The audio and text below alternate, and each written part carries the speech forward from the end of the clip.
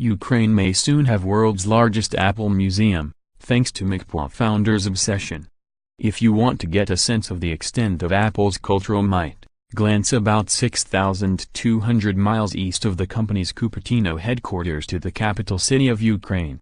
Sometime in 2018, the Eastern European city of Kyiv will somewhat improbably become home to a new museum devoted to Apple products. While the city that Americans refer to as Kiev is hardly a backwater, either culturally or economically, its connection to the world's most valuable company isn't so obvious. There is no previously unknown connection to Steve Jobs, no massive Apple facility in the country, no hidden backstory that reveals an unlikely chapter between Ukraine and Apple. Instead, the answer to the question why Ukraine? Is simple: Oleksandr Kosovan.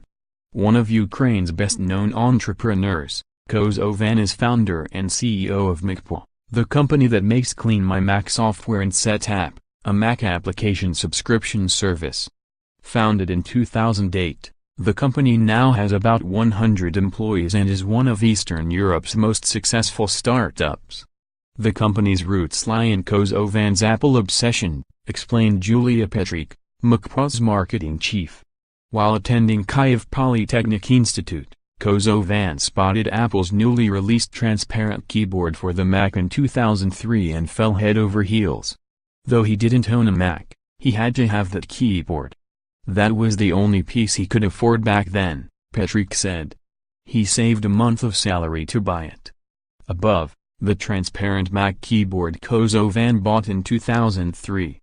Eventually, of course, he did buy his own Mac.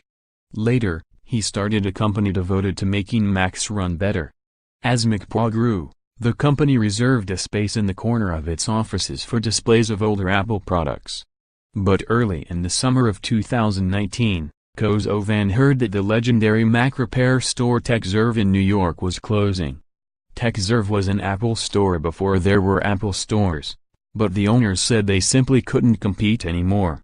But in the shutting down, the owners also said they needed to find a new home for 40 Macs that spanned nearly the entire history of Apple, a 128K Macintosh signed by Steve Wozniak, an Apple Lisa, even a Next Cube from Steve Jobs' second act. A decision was made to auction them off, but Kosovan put in a bid of $47,000 for the whole collection and won. Winning presented its own issues, however. Shipping that much computer hardware between the US and Ukraine was going to pose a customs nightmare. So the company enlisted friends and friends of friends to bring the collection over one Mac at a time as they happened to be traveling back and forth. Eventually, they all landed in MacPaw's HQ, where a more proper display was constructed for them. The company's employees were excited, but so were several other local Mac fans who volunteered to come in and get all the Macs back and working in order, Petrick said. The company allows the general public to visit, as well as conducting tours for students. Above, MacPaw's current Mac museum in its HQ. As final touches were being put on the new display last spring, MacPaw got wind of another collection being sold by someone in Poland. Kosovan acquired that collection too. In addition to even more Macs, this haul included iPads, iPhones, iPods, product posters, and advertising materials, a bounty that was going to be too big to cram into the display space in MacPaw's office.